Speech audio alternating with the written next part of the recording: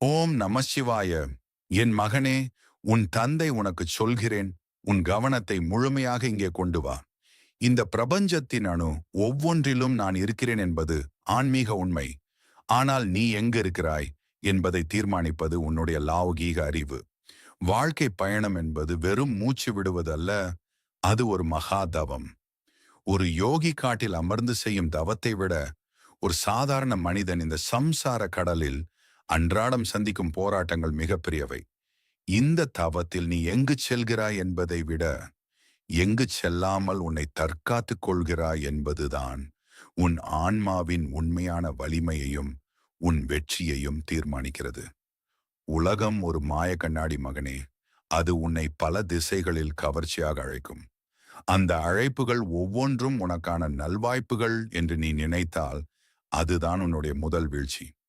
எல்லா பாதைகளும் கைலாயத்திற்கு வருவதில்லை. பல பாதைகள் உன்னை அதல பாதாள இருளில் தள்ளிவிடும். உன்னை தேடி வரும் அழைப்புகள் உன்னை மதிப்பதாக தோன்றலாம். ஆனால் அந்த அழைப்பிற்கு பின்னால் இருக்கும் நோக்கம் என்ன என்பதை நீ உன் புத்தியால் பகுத்தறிய வேண்டும். நீ ஒரு சாதாரண மனிதன் அல்ல, நீ என் அம்சம். உனக்குள் ஒரு மகா சக்தி உறங்கிக் கொண்டிருக்கிறது. அந்த சக்தியை நீ உணர வேண்டுமானால் உன் சுற்றுப்புறம் உன்னை சிதைக்காத இடமாக இருக்க வேண்டும். ஒரு விலை மதிப்பற்ற வைரத்தை எடுத்து சாக்கடையில் வைத்தால் அதன் பிரகாசம் மழுங்கி போகும். அதுபோலத்தான் உன் ஆத்மாவும். தவறான இடங்கள் உன் ஒளியை மறைத்து உன்னை ஒரு சராசரி மனிதனாக மாற்றிவிடும். மனித மனம் ஒரு விசித்திரமான கருவி. அது எதை பார்க்கிறதோ, எதை கேட்கிறதோ, எத்தகைய மனிதர்களுடன் புழங்குகிறதோ அதுவாகவே மெல்ல மெல்ல மாறத் தொடங்கும். நீ தீயவர்களுடன் இருந்தால் உன் எண்ணங்கள் அறியாமலேயே தீயதாக மாறும். நீ சோம்பேறிகளுடன் இருந்தால் உன் உழைப்பு மடியும். நீ கௌரவமில்லாத இடத்தில் இருந்தால் உன் சுயமரியாதை செத்துப்போகும். இதற்காகத்தான் நான் உனக்கு சொல்கிறேன் மகனே, உன்னை அழைக்கும் ஒவ்வொரு இடத்திற்கும் நீ செல்ல வேண்டிய அவசியமில்லை. அழைப்பு என்பது வெறும் மரியாதை அல்ல, அது சில நேரங்களில் உன்னை பலிகடா ஆக்குவதற்கான வலையாகவும் இருக்கலாம். உன்னை விரும்பி அழைப்பவர்கள் எல்லோரும் உன் நலனை விரும்புபவர்கள் அல்ல. உன் பலவீனத்தை அறிந்தவர்கள் உன்னை தங்கள் தேவைக்கு பயன்படுத்திக் கொள்ள நினைக்கலாம். அந்த சமயத்தில் உனக்கு தேவைப்படுவது உணர்ச்சி வசப்படுவது அல்ல, மாறாக விவேகம் மட்டுமே. எந்த இடம் உன் ஆன்மாவை உயர்த்துகிறதோ, எந்த இடம் உனக்கு அமைதியை தருகிறதோ அந்த இடமே உனக்கானது. எங்கு உன் தர்மம் கேள்விக்குள்ளாக்கப்படுகிறதோ, எங்கு உன் கௌரவம் சிதைக்கப்படுகிறதோ அங்கிருந்து நீ மின்னல் வேகத்தில் வெளியேற வேண்டும். அது உன்னுடைய வீடாக இருந்தாலும் சரி, உன் இரத்த உறவுகளின் இடமாக இருந்தாலும் சரி. கௌரவம் இல்லாத இடத்தில் ஒரு நொடி கூட தங்குவது உன் ஆத்மாவை நீயே அவமதிப்பதற்கு சமம். மகனே, இந்த பிரபஞ்சத்தில் காலம் என்பது மிக குறுகியது.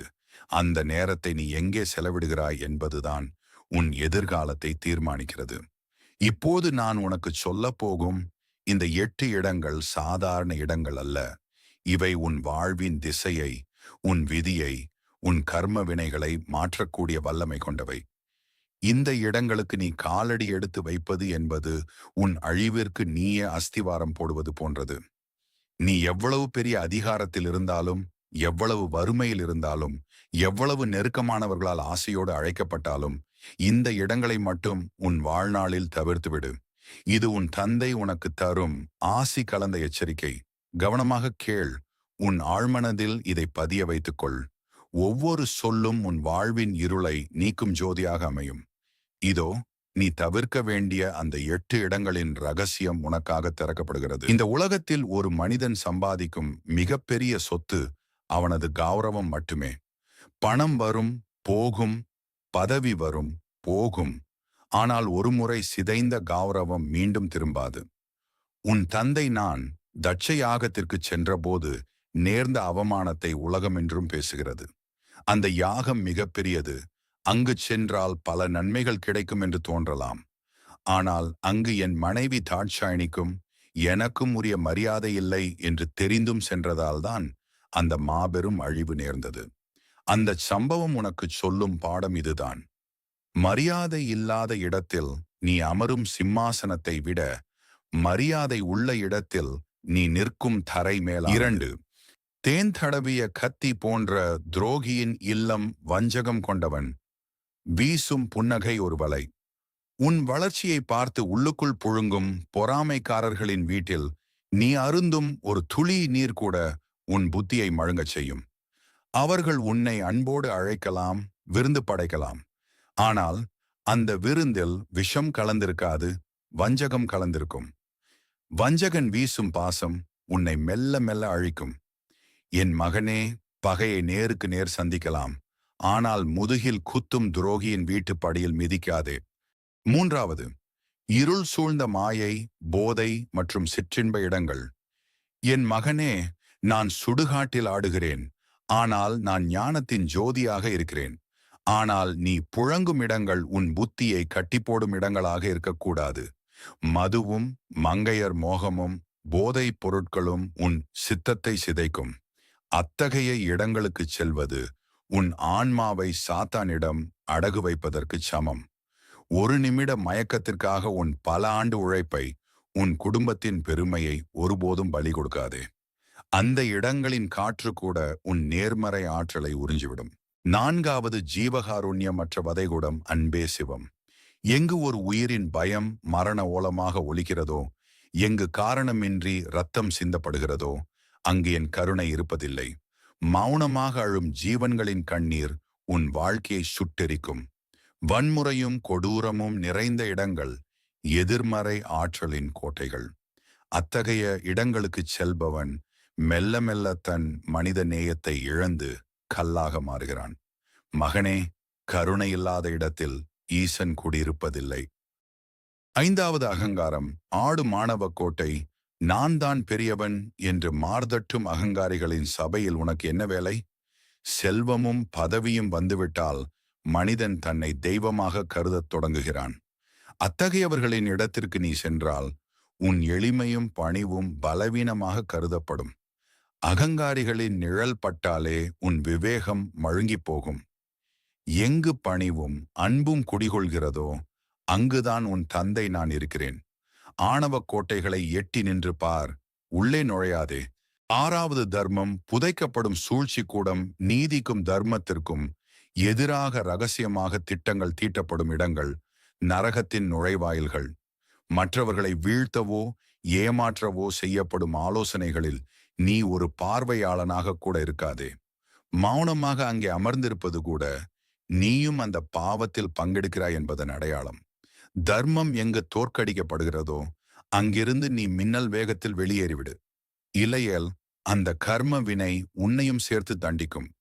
ஏழாவது, உழைப்பை வெறுக்கும் சோம்பேறிகளின் நிழல். இயக்கமே பிரபஞ்சம். என் நடராஜ தாண்டவம் ஒவ்வொரு நொடியும் இந்த உலகம் இயங்குவதை உறுதி செய்கிறது. ஆனால் எதுவும் நடக்காது, எல்லாம் விதி என்று சொல்லி சோம்பேறித்தனமாக பொழுதை கழிப்பவர்களுடன் நீ சேராதே. சோம்பல் ஒரு தொற்று நோய் மகனே. அது உனக்குள் இருக்கும் அக்னியை அணைத்துவிடும். நேரத்தை சாக்கடையில் கொட்டுபவர்களின் கூட்டம் உன் வாழ்க்கையையும் சாக்கடையாக்கிவிடும். உழைப்பை மதிக்கும் இடமே உனக்குச் சிறந்த இடம். எட்டாவது, உன் தன்னம்பிக்கையை சிதைக்கும் நிராசை, இடுகாடு. இறுதியாக மிக முக்கியமானதை சொல்கிறேன். உன்னால் முடியாது, நீ எதற்கும் லாயக்கற்றவன், உன் கனவுகள் வீண் என்று உன் தன்னம்பிக்கையின் மீது கல்லெறியும் மனிதர்கள் இருக்கும் இடம் நரகத்தை விடக் கொடியது.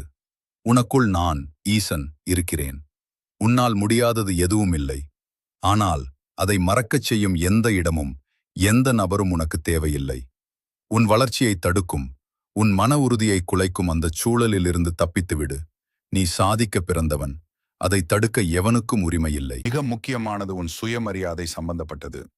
எங்கு உனக்கு மரியாதை இல்லையோ, எங்கு உன் இருப்பு ஒரு பொருட்டாக மதிக்கப்படவில்லையோ, அந்த இடத்திற்கு நீ எவ்வளவு ஆசையாக அழைக்கப்பட்டாலும் சரி, எவ்வளவு பெரிய ஆதாயம் அங்கு காத்திருந்தாலும் சரி, ஒருபோதும் காலடி எடுத்து வைக்காதே. எந்த ஒரு சபையில் நீ நுழையும் போது அங்கிருப்பவர்களின் பார்வையில் ஏளனம் தெரிகிறதோ, எங்கு உன் வார்த்தைகள் காற்றில் பறக்க விடப்படுகிறதோ, எங்கு உன்னை ஒரு அலங்கார பொருளாகவோ அல்லது தேவையற்ற ஒருவராகவோ கருதுகிறார்களோ, அந்த இடம் ஒரு நரகத்திற்குச் சமம். மனித மனம் என்பது மிகவும் நுட்பமானது மகனே. நீ ஒரு முறை அவமானத்தை சகித்து கொண்டு அந்த இடத்தில் அமர்ந்தால் உன் ஆழ்மனம் சப்கான்ஷியஸ் மைண்ட் உன்னை ஒரு பலவீனமானவனாக கருதத் தொடங்கும். உன்னை பற்றிய உன் மதிப்பீடு செல்ஃப் worth குறையத் தொடங்கும். ஒரு மனிதன் தன்னை தானே மதிக்க தவறினால் இந்த உலகம் அவனை ஒருபோதும் மதிக்காது. உன்னை மதிக்காதவர்கள் உன்னை ஏன் அழைக்கிறார்கள்? உன்னை அவமானப்படுத்தி பார்க்கவா? அல்லது அவர்களின் பெருமையை உனக்கு முன்னால் பறைசாற்றவா? அல்லது உன்னை ஒரு கருவியாக பயன்படுத்தவா? எதுவாக இருந்தாலும் அங்கு உனக்கு வளர்ச்சி இல்லை. அவமானம் என்பது ஒரு மெதுவான விஷம் போன்றது. அது உன்னை உள்ளிருந்து அரிக்கும். உன் முடிவெடுக்கும் திறனை பலவீனப்படுத்தும். உன் தன்னம்பிக்கையை சிதைக்கும். ஒரு தலைவனாகவோ, ஒரு குடும்பத் தலைவனாகவோ, ஒரு சமூக உறுப்பினராகவோ நீ நிமிர்ந்து நிற்க வேண்டுமானால் உன் கௌரவம் காக்கப்பட வேண்டும். உன் இரத்த உறவுகளாக இருந்தாலும் சரி, பல ஆண்டுகால நண்பர்களாக இருந்தாலும் சரி, வா, வந்து போ என்று பெயரளவில் அழைத்துவிட்டு நீ சென்ற பிறகு உன்னை இகழ்ந்து பேசும் கூட்டத்திடம் நீ நெருங்காதே.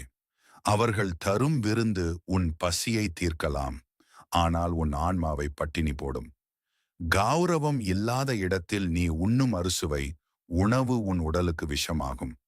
மரியாதை என்பது உனக்கு நீயே கொடுத்துக்கொள்ளும் பரிசு. எனக்கு இங்கே மரியாதை இல்லை, அதனால் நான் இங்கே இருக்க வேண்டிய அவசியமில்லை என்று சொல்லி வெளியேறும் துணிச்சல் உனக்கு வேண்டும். அந்த துணிச்சல் தான் உன்னை ஒரு மாமனிதனாக மாற்றும். தனிமையில் இருப்பதை பற்றி அச்சப்படாதே மகனே. கைலாய மலையில் நான் தனிமையில் இருந்தாலும் இந்த ஒட்டுமொத்த பிரபஞ்சமே என் காலடியில் கிடக்கிறது. ஏனெனில் நான் என்னை மதிக்கிறேன். நீயும் உன்னை மதி. உன்னை அலட்சியப்படுத்தும் மனிதர்களிடம் உன் விளக்கங்களை கொடுக்காதே. உன் நியாயங்களை பேசாதே. உன் மௌனத்தையே அவர்களுக்கு பதிலாக்கி கொண்டு அங்கிருந்து வெளியேறு. உன் மதிப்பு தெரியாத இடத்தில் உன் பிரகாசம் மழுங்கி போகும். எங்கு நீ தேடப்படுகிறாயோ, எங்கு உன் வருகை மற்றவர்களுக்கு மகிழ்ச்சியை தருகிறதோ, எங்கு உன் ஆலோசனைகள் மதிக்கப்படுகிறதோ, அந்த இடமே உனக்கானது. இந்த முதல் இடத்தை தவிர்ப்பதன் மூலம் நீ உன் ஆன்ம சக்தியை சேமிக்கிறாய். அவமானத்தில் வீணாகும் உன் ஆற்றலை உன் வெற்றிக்காக பயன்படுத்து. நினைவில் என் அன்பு மகனே, இந்த 8 இடங்கள் உன் ஆத்மாவை அழிக்கும் மாய வலைகள். இவற்றிலிருந்து நீ விலகி நிற்கும் ஒவ்வொரு அடியும் என்னை நோக்கி நீ எடுத்து வைக்கும் அடியாகும். உன் வாழ்க்கை ஒரு புனிதமான பயணம். அதை சரியான பாதையில் நடத்து. இந்த தந்தை உன்னை எப்போதும் பார்த்து கொண்டிருக்கிறேன். உன் மரியாதை, உன் தூய்மை, உன் நம்பிக்கை, இவற்றை ஒருபோதும் யாருக்காகவும் விட்டு கொடுக்காதே. புறப்படு மகனே, வெற்றிக்கான பாதையில் தர்மத்துடன் நட. திருச்சிற்றம்பலம்.